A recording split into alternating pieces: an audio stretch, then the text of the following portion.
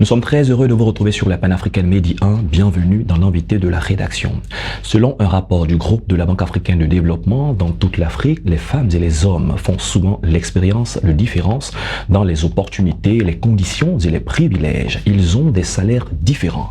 Ils n'ont pas le même accès à l'éducation. Face à tous ces constats, nous parlerons dans cet entretien des opportunités pour les femmes entrepreneurs en Afrique. Et nous avons le privilège de recevoir sur notre plateau Ophelia Kofi. Bienvenue sur notre plateau. Merci. Vous êtes chef d'entreprise, vous êtes entrepreneur. On vous appelle, on dirait affectueusement, la championne des champignons. Alors pourquoi on vous appelle la championne des champignons?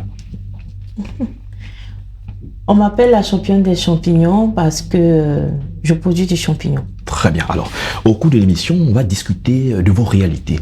Qu'est-ce qui vous emmène à l'entrepreneuriat? Quand on sait qu'il y a beaucoup de personnes qui aiment travailler dans un bureau, être recrutées, c'est aussi une passion pour eux. Effectivement, moi, personnellement, je n'ai pas voulu travailler pour quelqu'un. J'ai voulu être indépendante.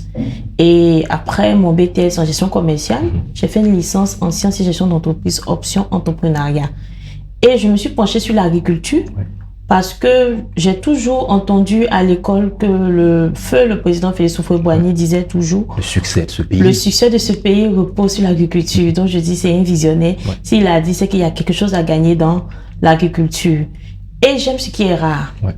Donc dans mes immersions d'entreprise, afin de trouver une idée d'entreprise, je me suis penchée sur la myciculture, qui est la production hors sol de champignons comestibles. Bon, c'est vrai que quand on bâtit une entreprise, il y a des risques, mais je voulais poser la question de savoir, est-ce que ce n'était pas un peu risqué pour vous d'y aller?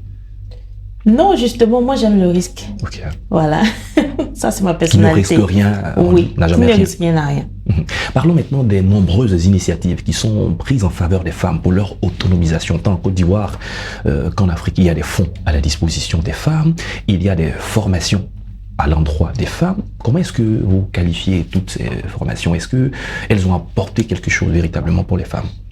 Ce sont de bonnes initiatives. Aujourd'hui, ces formations nous permettent en tout cas de mieux appréhender la vie entrepreneuriale. Parce que pour pouvoir tenir même dans une entreprise, il faut se former. Il faut comprendre l'environnement dans lequel tu évolues pour pouvoir mieux t'implanter. Donc, ce sont de bonnes initiatives. Alors, oui, allez-y. Au niveau des fonds, on a accès à des fonds, mais je pense que plein de femmes n'ont pas ces fonds parce qu'elles ne savent pas. Ouais. Elles ne savent pas où les trouver, elles n'ont pas l'information. Comment est-ce que les autres trouvent l'information et certaines d'entre elles n'ont pas accès à l'information? On assiste à des programmes, on assiste à des événements où on nous parle par exemple de certains fonds. Et puis, quand tu vois que ton activité entre dans ce fonds, tu essaies d'avoir plus d'informations. Il y a des chiffres qui démontrent que parmi les entreprises, au nombre des entreprises qui sont structurées et légalement constituées, on a seulement 20% de femmes. Pourquoi le taux est aussi faible quand on parle de structuration, on parle des entreprises légalement constituées, alors que les femmes investissent, les femmes sont dans l'entrepreneuriat? Effectivement, le taux est faible parce que plus de 80% des femmes ont des activités génératrices de revenus informels. Je reviens encore pour dire qu'elles n'ont pas l'information de comment se structurer, de comment s'organiser. Donc, ça fait qu'elles ne prennent pas le risque. Et puis, quand on te dit tu as créé une entreprise, tu dois payer les impôts, par exemple. Ouais. Aujourd'hui, les femmes n'ont pas trop la notion d'impôt. Elles ne savent pas qu'à moins de 5 millions, il faut aller à la mairie pour payer juste une taxe pour être quand même dans les normes.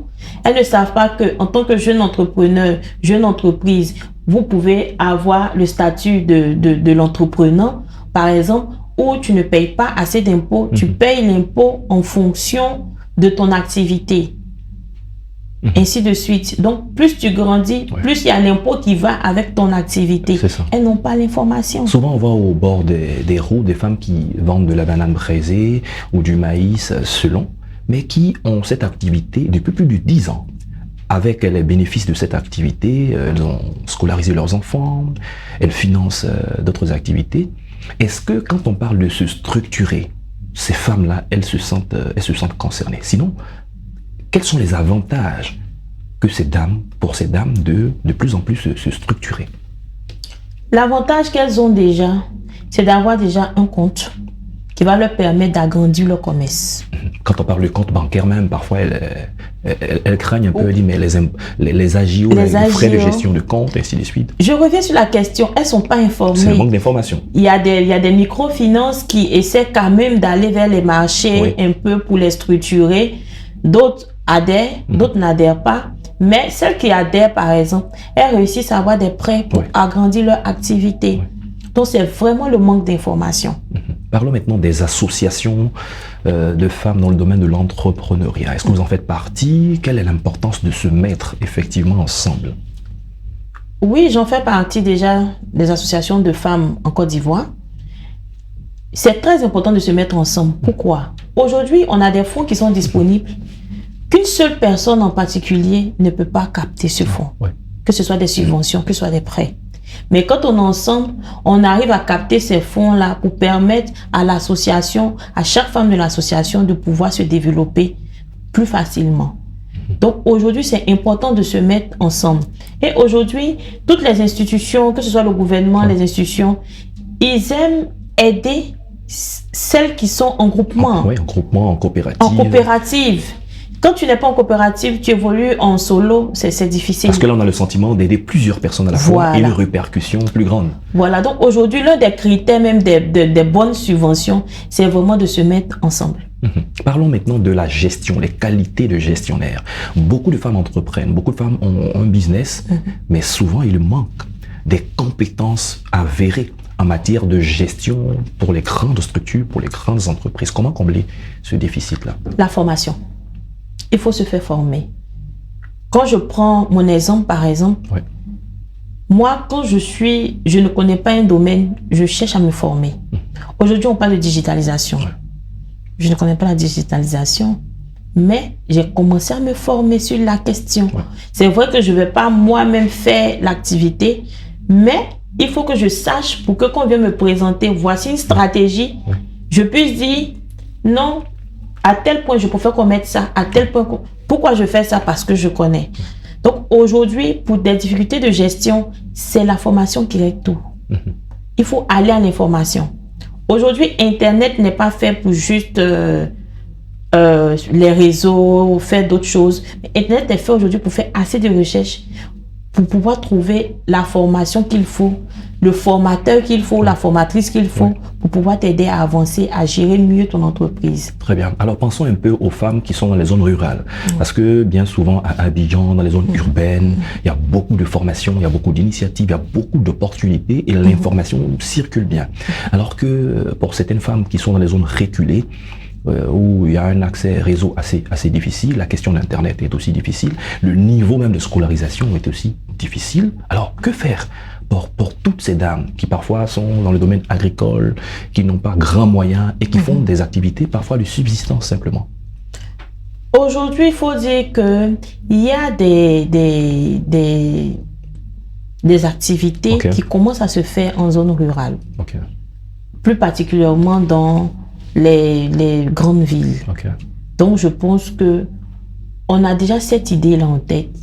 Et au fur et à mesure, progressivement, on pourra aller vers ces dames-là pour leur parler de tout ce qu'il faut pour qu'elles aient une activité vraiment à proprement dit, pas de subsistance. Voilà.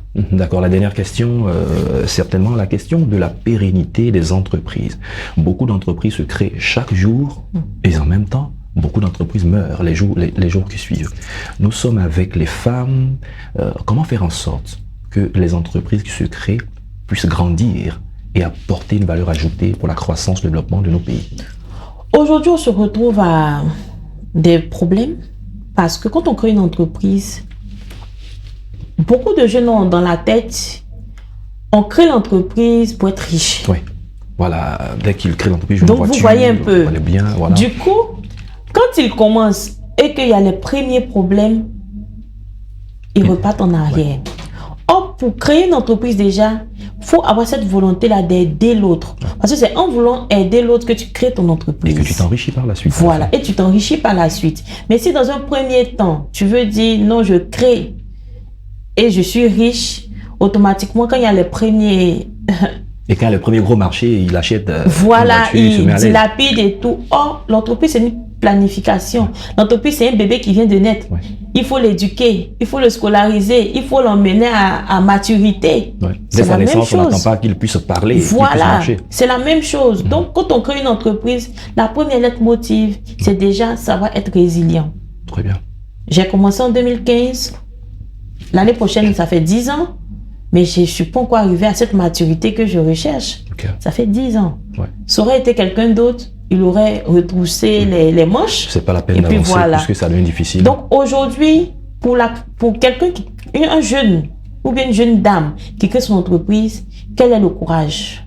Quelle est sa passion par derrière avant de rechercher le gain? Parce que le gain, c'est le bénéfice après tous ses efforts. Très bien, sans oublier la formation qui va avec Ophélia Kofi. Merci d'être passé sur notre plateau. Bien. On a eu le plaisir à échanger avec vous. Vous êtes chef d'entreprise, entrepreneur. C'est la fin de cette émission. Merci à tous de l'avoir suivi. Bonne suite de nos programmes sur Medi 1.